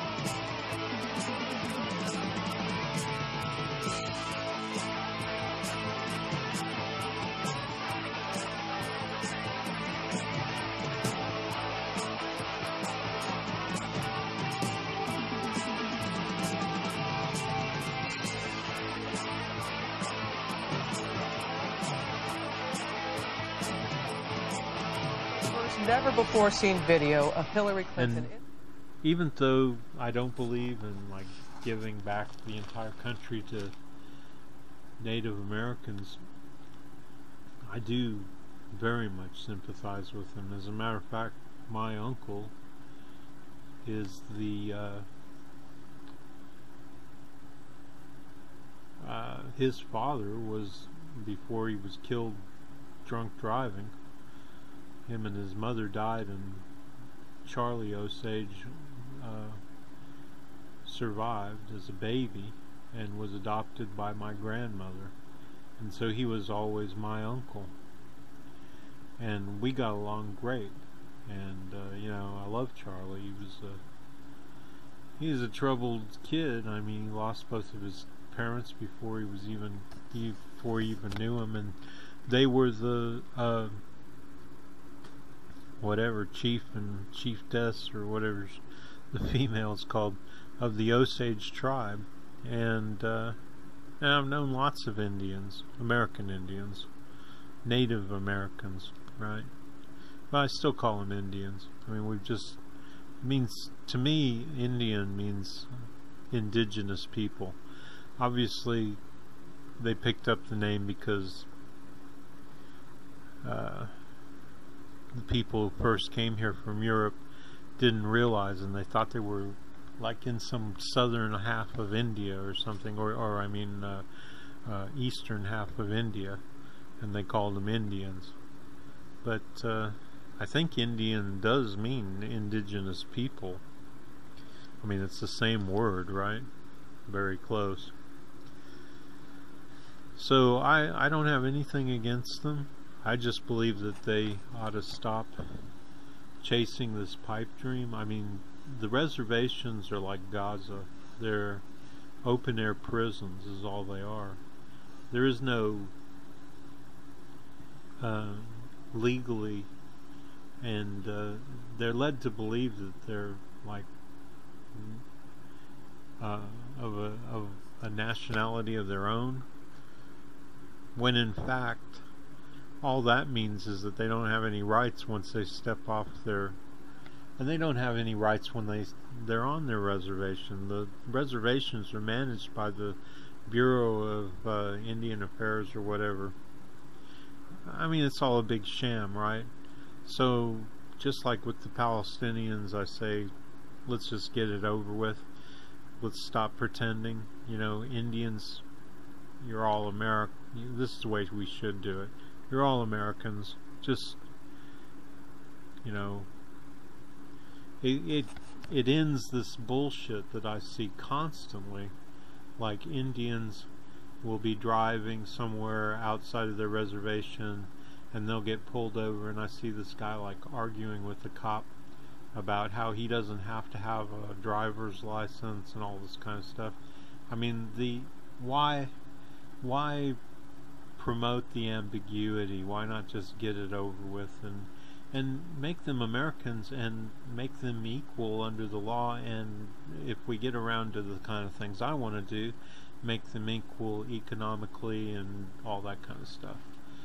So that, you know, let's just do that. I mean, and the Indians that just like are just die hard, they won't accept the fact, they're kind of like, except for they have a real reason for being like that, but they're kind of like people from the South, you know, who the South will rise again and all that kind of stuff. So just a lack of, I mean, it's hard to argue for something that's bad because it's a reality. But at the same time, I think that the line that should be drawn is pretty clear. I don't think it's that hard to figure out that, I mean, we know what the problems are, right? So we know when the people fight, cops and Indians fight, you know, recently over the pipeline and all that kind of stuff. So we know what the problems are. We know who the actors are. We know what's going on with them. How about we create a situation where we put an end to all that, right? And it's not going to happen by a bunch of white people having their land taken care of away from them now. I mean, all that land that in these articles and these videos and on the news they talk about as being Indian land. Well, guess what? White people have deeds. They own it. They've owned it for 100 years or 50 or 75 years or whatever. We're not at a point I mean, yeah, you could, but then you just create a whole bunch more disgruntled people who probably would be, you know, you talk about, you know, Indians, they don't get as upset. You take a bunch of white people's land away from them, you end up with Timothy McVeigh's all over the place, you know, buildings being blown up. So, you know, let's get our shit together, America. We're on that subject, one other thing. We all given up our heritage to be Americans. Okay, you don't see me like bitching because you know, over the years I don't walk around in a kilt playing bagpipes. I mean, my last name's Drummond. Okay, so you get these Native Americans who are like just absolutely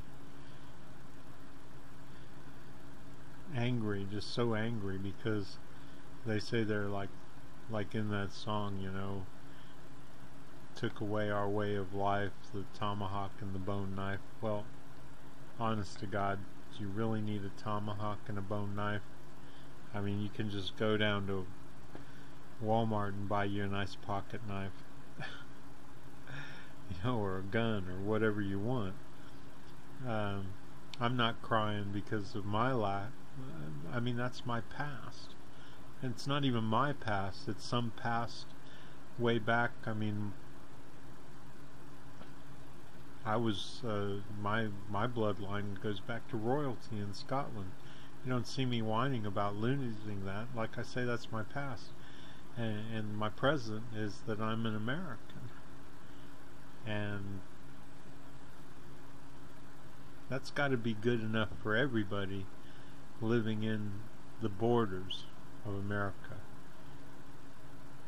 I mean, we can't have all these little nations just coming and going, popping up, everybody just splitting off. We've got to come up with some borders. And I'm not saying that you can't, you know, you want to walk around in feathers and, you know, moccasins and what have you. Don't have a problem with that. I'm not saying that. I'm not saying that all, you know, I'm not saying that Muslims can't wear headscarves. I think there might be some limitations. I mean, we don't allow people in public to cover up their face, probably because of criminals. But then again, maybe we could let them do that too. I mean, certainly don't have a problem with headscarves and all these other things that, but you know, at some point we have to say to ourselves, well, where does this become like un-American?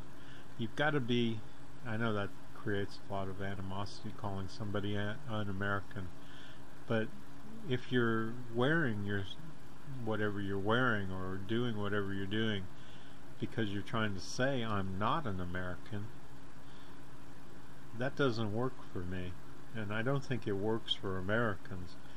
When I see illegal aliens getting on TV and saying, hey, I'm not leaving. Come on, man. What, are you kidding? You know, that's like you're taking a guy to prison to spend his life in prison for murdering 5 little girls, you know, between the age of 7 and 15, and he says, nah, I'm not going. You know, and I'm not saying illegal aliens are the equivalent of murderers, but there is, just like I said earlier about how there's an obvious line, there's an obvious line when it comes to people and what they can and can't do. And obviously the government, the establishment, which works for the wealthy, they blur that line by taking it too far in the other direction, right? And then they like to keep it blurry. But the fact is, there really is not a whole lot of debate. It's not really that ambiguous.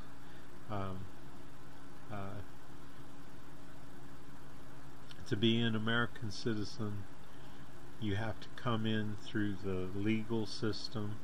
If you're illegal, then you're illegal. I mean, there's not a whole lot of wiggle room. Can you become a citizen? Let's get the scientists back in here in the room, and let's let them decide if we need any more people in this country, and how important it is to take some people, whether they're refugees or whatever. You know, all that stuff that we've been doing all along, right? But let's do it based on what's best for Americans. I mean, Donald Trump says that, but he's lying his ass off, and so are the establishment Democrats. They're not really interested in what's best for Americans. But that is the reason they say that, is because it's popular. Because you know what? The people in just about every country are usually far smarter than their politicians, because the politicians are working for the rich. But the people aren't working for the rich. The people are working for the people. And they seem to be better educated. It seems like the rich are trying to keep them uneducated and keep them propagandized. But they're smarter. I mean, I think the best government right now would be direct representation. So everybody is registered, so we know they're all Americans. We couldn't say, oh, well, I think 5 million Mexicans voted in that election. So we have it set up where everybody's legal, and you know that they're voting, and you have them vote on everything, you know. And you encourage everybody to vote, and not just to vote, but to educate themselves. They can get on the internet. We could set up data centers so people who don't have enough money to have a computer or an internet connection at home would be able to get their information that they need. So educated voters directly representing and voting on everything. I think that would be vastly superior to the system we have now.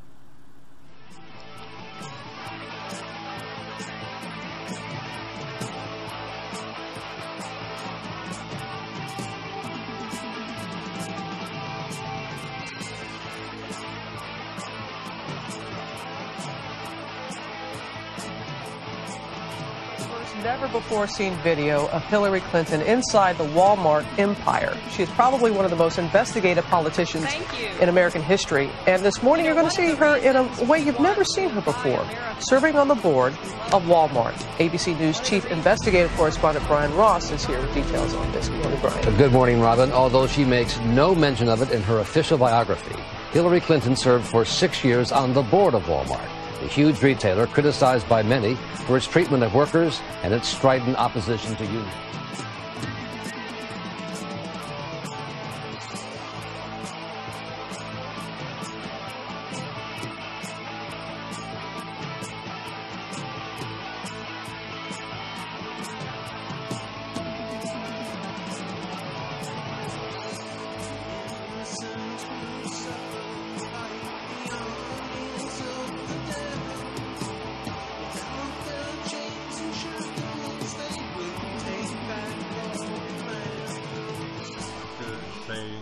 Something about the show.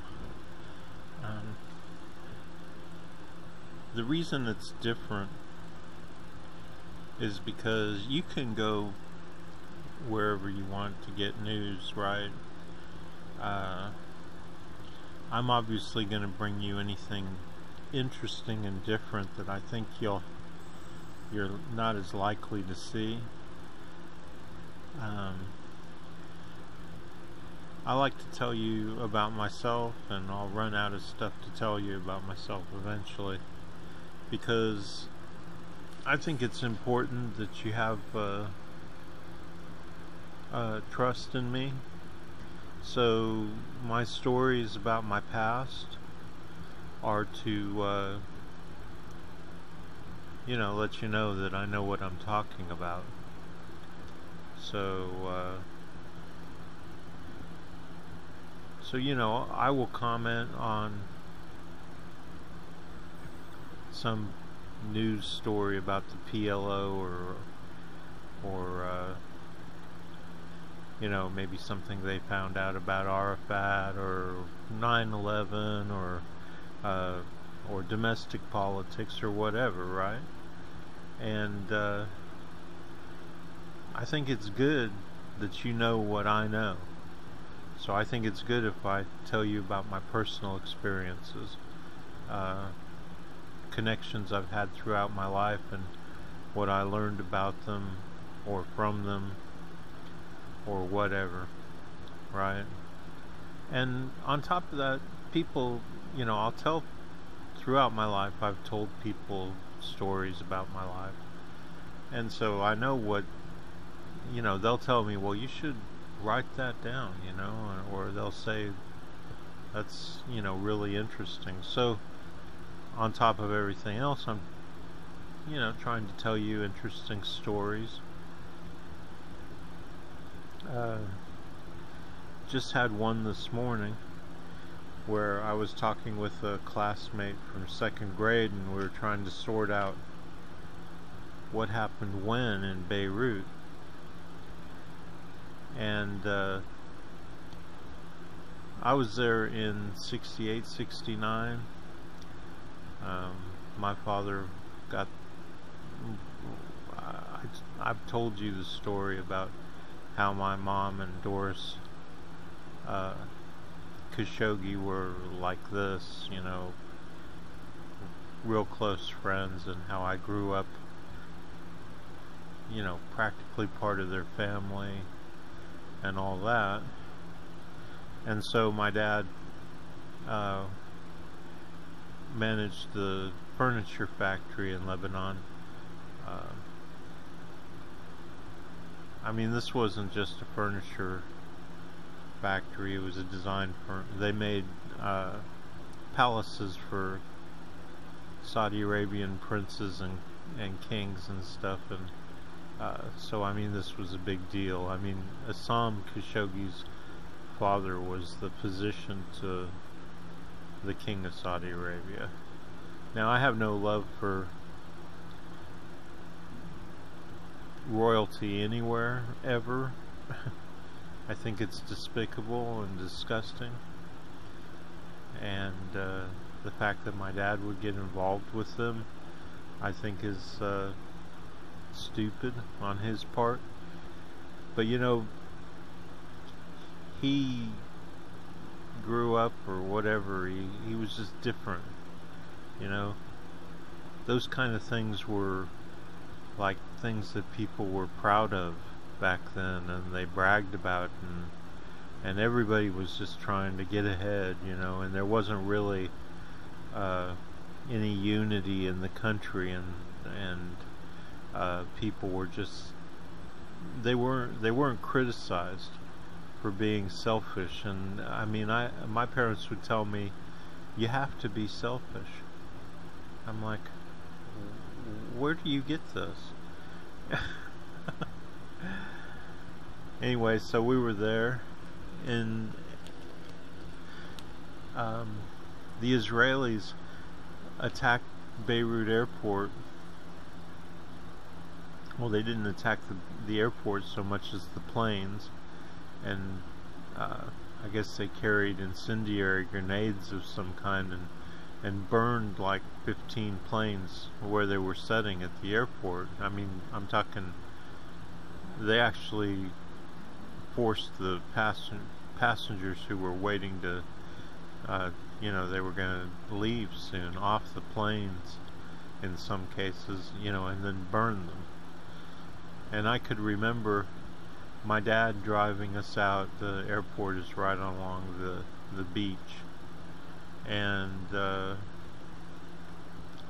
looking at the tails and the big black spots. You know, well, it wasn't, I guess it's not really funny. In fact, not only is it not funny, but the insurance companies didn't cover it, because they don't cover acts of war. And it was probably the biggest disaster for any airline in the history. Not probably, I just read that this morning, because I read up on it after we talked.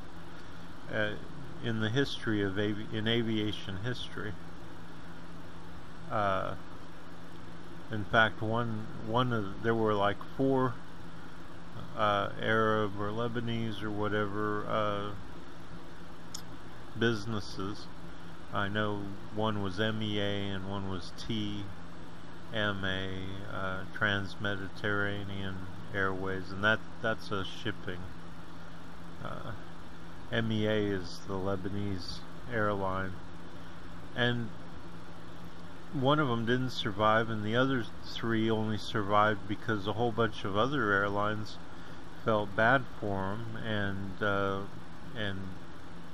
gave them special deals on planes to keep them afloat until they could get back on their feet. So I mean, the Israelis, they don't care if it's right or wrong, you know, they'll just do whatever in retaliation. So that was in retaliation for, you know, some small group of Palestinians hijacking a plane and blowing it up or something like that. I forget.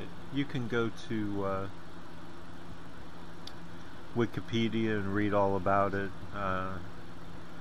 It'll be like raid on Beirut Airport 1968 or something like that.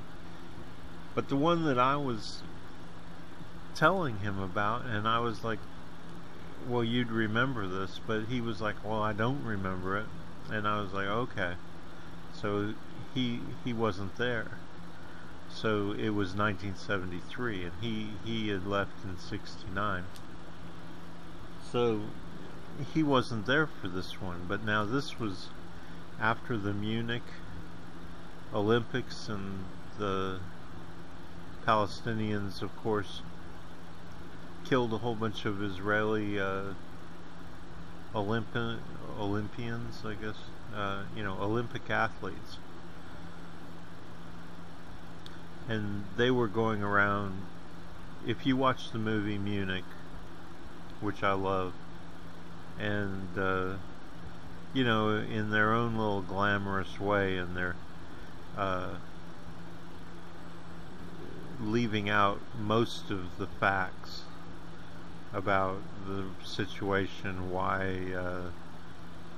the PLO felt they had to do things like terrorism and stuff like that.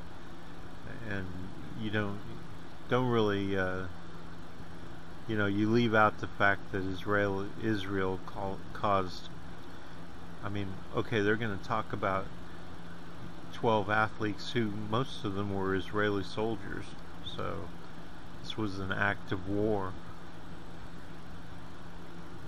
But it was terrorism.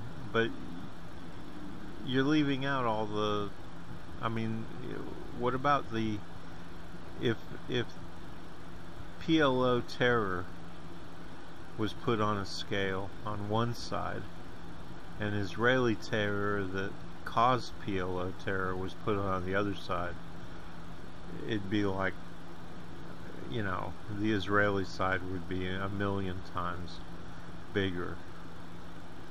And it goes on. It still goes on every day. As a matter of fact, I just heard in the last few days about them running a whole bunch more people off their land and making it impossible for farmers to like get olives off the trees and things like that. It's just, and that, yeah, I know that's not murder, but there is murder, and there is killing. There's bombings, plane bomb, 6,000 people killed in Gaza, etc., etc. So I mean, there's all that too, but you don't hear so much about the little things, and those things are important, because those things are the things that cause bigger things. You know what I mean? So somebody harasses some farmers on the edge of Gaza, and then somebody does something else, and all of a sudden you got Israeli soldiers basically murdering people. And then we're not supposed to hear about that, and we're not supposed to care about that, but the next thing you know is somebody's firing rockets into Israel from Gaza. Well, yeah, Of course they are. It's the only thing they can do to get a little bit of attention worldwide, right? And then, of course, we say, well, they fired 3,000 rockets into Israel. Hey, but wait a minute. That sounds really bad, but only one person died. In the meantime, you killed 6,000 people. You know, Israel bombed the shit out of Gaza. So, I mean, okay, so I'm not going to go on and on and on about all that. Now, in this case, I was going to Salesian school in Beirut in 1973, and the Israelis, you know, they had a big covert operation, and they came in the middle of the night. They killed one of my friend's grandmother.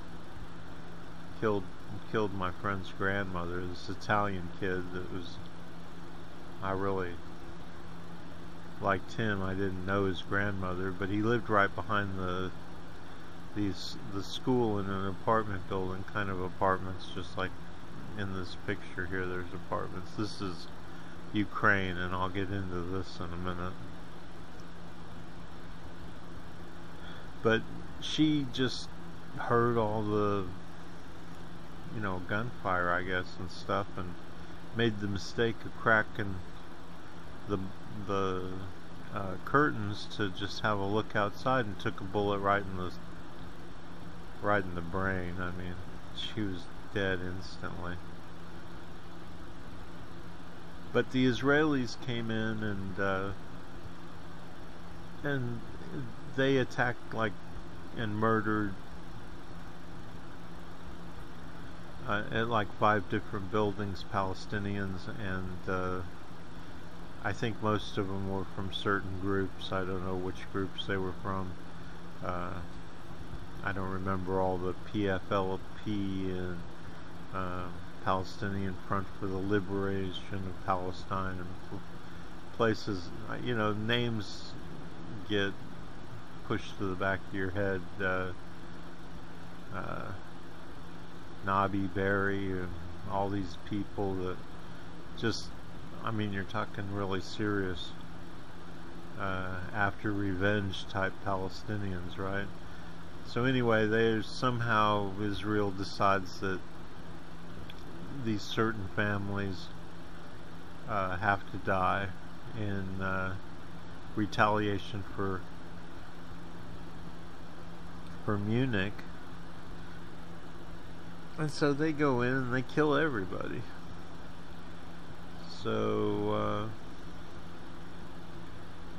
I'm there the next day, because I guess it happened on like a weekday. So I'm at school, and we found out as soon as we got to school that they attacked the building right behind the school. And so I climbed up, well, a bunch of us climbed up a tree and went over the wall in the back of the school, and went out in front of the apartment building, and the first story balcony was blown in half, and the 2 pieces of it had fallen down onto the they were still attached to the building at the corner, so they kind of made a V down to the ground. And I guess the Palestinians had taken the mattress, because the Israelis had shot the husband and wife in their bed, you know, just gone right in and filled them full of holes. And so they'd taken the mattress and put it up against the front window where there would have been a balcony, but now it was laying down, you know, slanty down on the ground. And there was their mattress full of bullet holes with blood all over it, right in the window. They were trying to tell everybody, look what, you know, how cruel the Israelis are. But they were far crueler than that. One guy tried to escape and take his car, and they had wired his car with an explosive, and that's what blew up that caused the balcony to fall down. But here was the really... one of the priests heard the wife screaming at the back balcony window where the school is, and he ran over and she handed him either a baby or a young child, and I imagine that they were running across the field like hand in hand, although I heard it was at the time I remember hearing he had a baby and he was holding it and running with it, and one of the Israelis shot the baby right in his arms. That sounds a little crazy to me, so I'm gonna say I believe that it was probably a young child and they shot it as they were running across we had a big football field. I want to call it a field, but the fact is it was sand. So there wasn't really any field to it. But that's where we would play every day. And you can see pictures of the school, and I don't have pictures of the mattress or anything. I don't know anybody who really has that.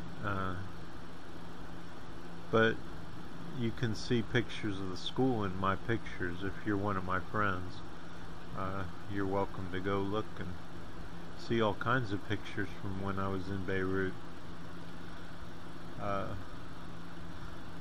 So anyway, that's an experience that I had, and I had lots of other experiences. I've seen the Israelis bomb several times. That's always fun, you know. I mean, people were dying. I'm joking. Of course it wasn't. I mean, it was exciting for a kid my age. I got lucky, you know. I didn't get hit by shrapnel or something. I mean, one guy just down the street from me, they were standing on their roof, and a piece of shrapnel went right past them and right through the door that they were standing beside. Blew a big hole in it. Would have killed anybody if it hit them. But yeah, I'll have to tell you about. I did kind of show you about the time the Israelis attacked and tried to kill Yasser Arafat. So I've told that one. There were several, but there was another really interesting one I saw, and I'll tell you about that. But this is enough of this.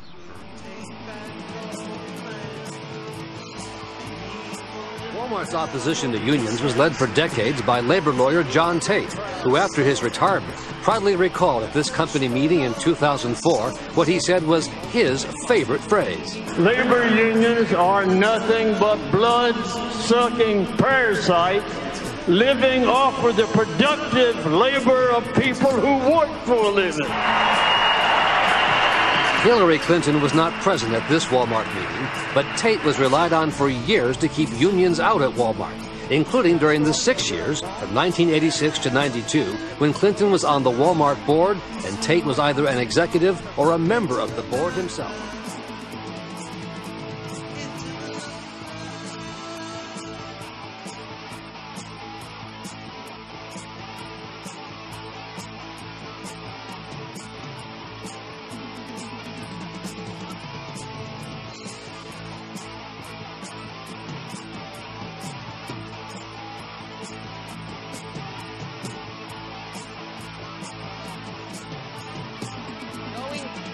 The emails. There were over 60,000 in total sent and received. About half were work-related and went to the State Department, and about half were personal that were not in any way related to my work.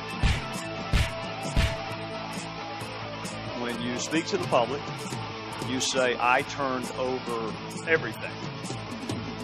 That's, for the most part, a direct quote. When you talk to the public, you say I turned over everything. 90 to 95% of my work-related emails were in the state system. If they wanted to see them, they would certainly have been able to do so. You know what? That is maybe the 10th time you have cited that figure today. It is. And I have not heard anyone other than you ever cite that figure. Who told you that 90 to 95% of your emails were in the State Department system? Who told you that? We learned that from the State Department in their analysis of the emails that were already on the system. The Inspector General report found that less than 1% of State Department emails, record emails, were captured. So they give a number of less than 1%, and you give a number of 90%.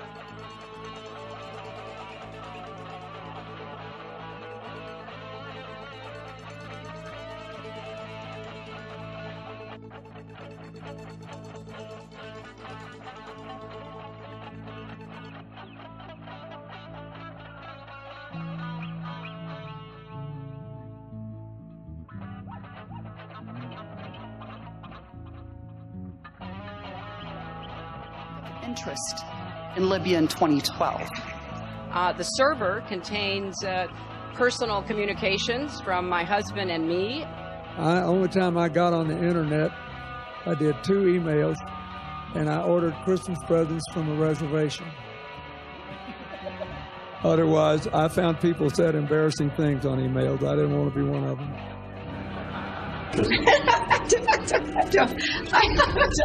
I mean, and how many angels dance on the head of a pin? I have really nothing to answer.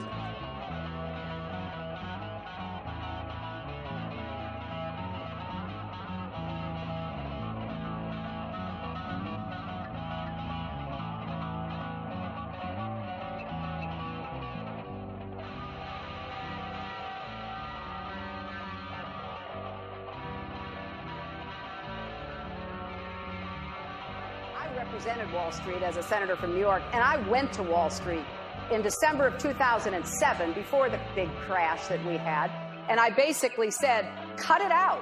Quit foreclosing on homes. Quit engaging in these kinds of speculative behaviors. Now, who's exactly to blame for the housing crisis? I think there's plenty of blame to go around. Home buyers who paid extra fees to avoid documenting their income should have known they were getting in over their heads. Of course, we have to deal with the problem that the banks are still too big to fail. We can never let the American taxpayer and middle-class families ever have to bail out the kind of speculative behavior that we saw. But we also have to worry about some of the other players. AIG, a big insurance company, Lehman Brothers, an investment bank. There's this whole area called shadow banking. That's where the experts tell me the next potential problem could come from. So I'm with both Senator Sanders and Governor O'Malley in putting a lot of attention.